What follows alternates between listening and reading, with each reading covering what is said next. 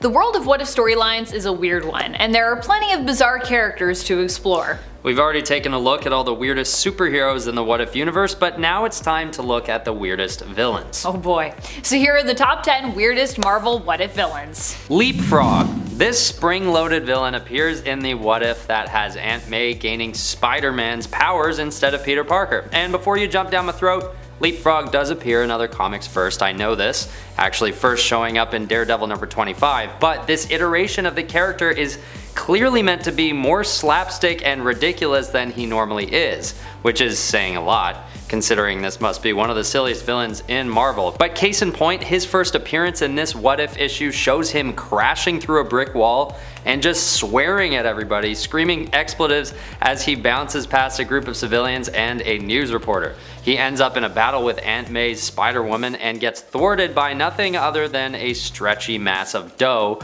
that Aunt May uses to lasso him into a tree. He's just clearly such a dumb villain and appears for what I could only imagine was comedic value to the already hysterical What If issue. Number 9. Ghost Grandpa. While technically Ghost Riders are supposed to be heroes, this one doesn't seem to be too nice in terms of the brief glimpse that we see of him. And it's because of that I decided to include him as a kind of like a low-key villain. Ghost Grandpa makes his appearance in the 1977 What If series in issue number 34, where we ask the question, what if Ghost Rider had possessed someone else? Instead of Johnny Blaze, of course.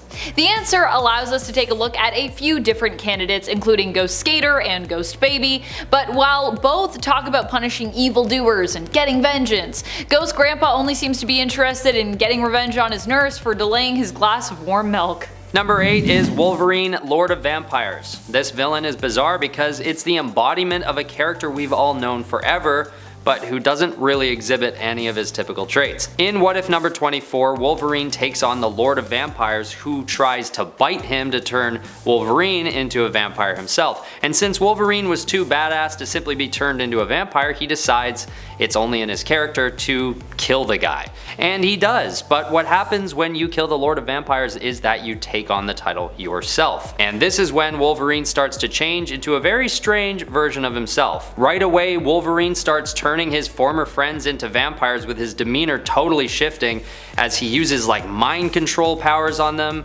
which is just pretty strange on its own. Honestly, this is what it is. It's just weird seeing Wolverine without any level of humanity in him anymore. Something about this transformation doesn't seem right and gives me some very conflicting feelings towards the whole thing. Although I gotta say, he does turn out to be a pretty powerful Lord of Vampires. He even takes out Doctor Strange in a harrowing battle, which says a lot for Wolverine on its own. This suggests that his power level is pretty heavily increased after getting the title of Lord of Vampires. Doesn't change the pop collar and bat-eared hairdo though. This is a list about weird villains, not powerful ones. Although he might end up on both, he still ranks on this one for sure. I mean, just look at him. Number 7. Maggie Neato. Maggie Neato appears in a humor issue of What If. She's the one who terrorizes poor old styrofoam skeleton Wolverine. She's technically supposed to be the female child version of Magneto, who is known in the comics for ripping the adamantium out of Wolverine over the course of a few horrifying panels of comics. Maggie Neato, on the other hand, doesn't need any powers to hurt her version of Wolverine, who is much more cowardly in comparison to his main continuity counterpart. Which, I mean, makes sense considering he literally has a styrofoam skeleton. I mean, I would be afraid of Maggie Neato too, if I had a styrofoam skeleton. Also, just in general, she seems like a mean little girl. Danger. This villain is definitely a weird one. It's basically just the humanoid form of the Danger Room, a highly sophisticated computer interface that the X-Men used to train. But in 2009's astonishing X-Men number 9, the Danger Room comes to life and takes on a humanoid form that calls itself Danger.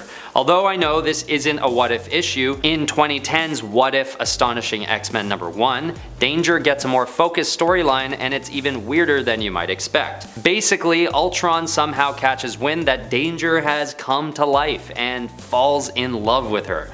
They become a couple and go on a murder spree, killing all the X-Men and then eventually Professor X himself. Then they take to the cosmos and continue to kill all the organic life forms in their path, until they finally establish their own intergalactic empire. It's later pondered by the Watcher that if Professor X had only listened to Danger when she declared that she had gained sentience, she wouldn't have been so inclined to take him down. It's sort of a cool message about the dangers of AI, but first and foremost, it's just a weird antagonist in this What If issue. The Danger Room gets married to Ultron. It doesn't get much weirder than that, I don't think. Number 5. Thanos. Another one of my favorites has to come from the What If Disney Plus streaming show, where we actually got to see what Thanos would be like if he were on the side of good. So technically here, I guess he's a hero, but of course in the main continuity we know him better as a villain, both in the comics and the MCU, so yeah. Thanos ends up joining the Ravagers and becoming a close ally of Star-Lord in episode 2 of the show, where we get to explore what the world would be like if T'Challa, instead of Peter Quill, ended up as Star-Lord.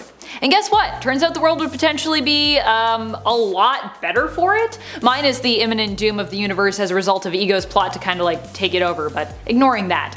Other than that, it was doing pretty well for itself, I gotta say. Thanos didn't even snap half the universe out of existence in this reality, and all because T'Challa convinced him not to do so by simply talking him down. Man, where was Black Panther when that was happening before?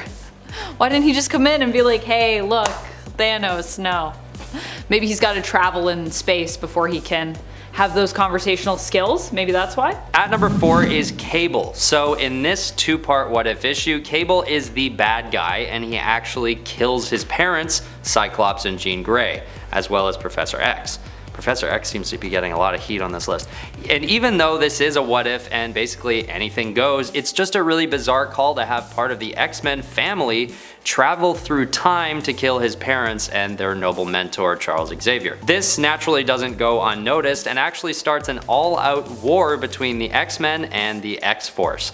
And while these two groups are duking it out, Magneto takes the opportunity to take control of Washington, D.C., which segues into that second part I mentioned, aptly named What If Magneto Took Over the USA. But regardless, this just made me feel weird to see a character we're used to seeing as a hero just take a sudden turn to evil, so much to the point where he kills his own flesh and blood in a brutal massacre. And why? Well, they have some differences in ideology, but why does that matter if they're in the past? Couldn't Cable have just stayed in his own time and believed in stuff over there? Although he's not really known to stay in his own time very often. It's just that he normally does it for good instead of doing it to start a massive war that ends in Sentinels dropping nukes on Washington and killing everyone. I don't know, was it worth it, Cable?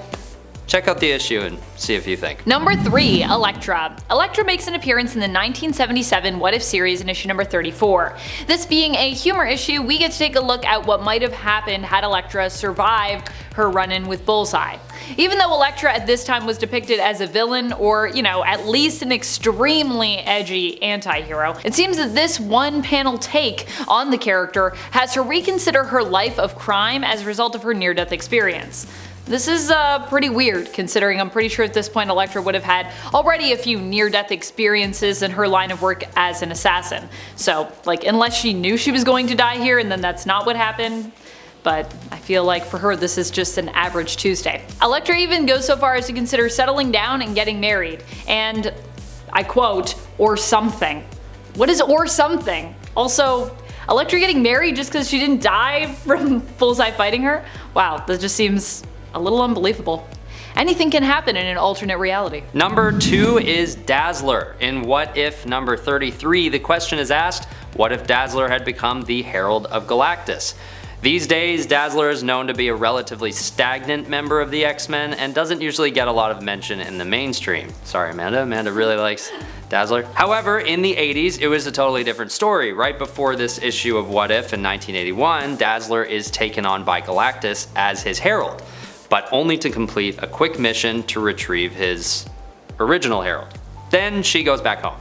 But fast forward 1 year later to 1982, and in this What If, the situation is revisited again, but in this case, she stays as his Herald and actually becomes one of the most powerful villains in all the cosmos. The Herald of Galactus is an individual imbued with part of Galactus's power cosmic, and their job is to fly around the cosmos and look for planets for Galactus to consume. So it's a pretty big deal to be given the title of Herald, both for the one who's selected and for the people of the cosmos, because if you're doing your job right as a Herald, you'd best believe you're ruining and ending the lives of countless others. So, For Dazzler, of all the heroes to be taken in by Galactus and given this responsibility, it just leaves me with a weird feeling in my gut. Like, why would a character that barely wants to be a hero and only really wants to sing, like why would they take on the job of Herald of Galactus?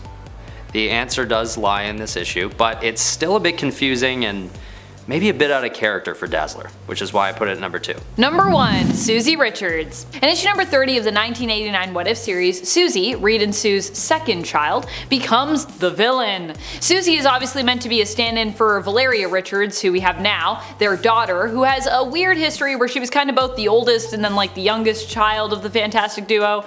It's confusing, but don't worry about it. In this version of the story, she is most definitely just the younger, but despite being the younger sibling between her and Franklin, she still terrifies her brother, who in the main continuity was once known for insanely powerful reality warping abilities. Although I don't think he has those in this reality. But anyways, you know you're scary when you're scaring Franklin. Even a young Franklin. Suzy is an evil little girl who it turns out was possessed by a hellspawn that came from the negative zone. In the end, Franklin is forced to fight and defeat her, but unfortunately all too late, as the rest of his family has already been killed by her. Even Dr. Doom doesn't stand a chance against the possessed Suzy. Poor Franklin, he warned everyone, but they didn't listen. Who are some of your favorite Marvel What If villains? Which alternate reality villains do you think are the most bizarre? Which do you think are perhaps even better than their main continuity counterparts? Let us know in the comments below. This has been Top 10 Nerd, and I'm your host Amanda McKnight. And I'm your host, Ben Ball. Thank you for watching. We'll see you in a future video, but until then, stay nerdy, YouTube. Bye.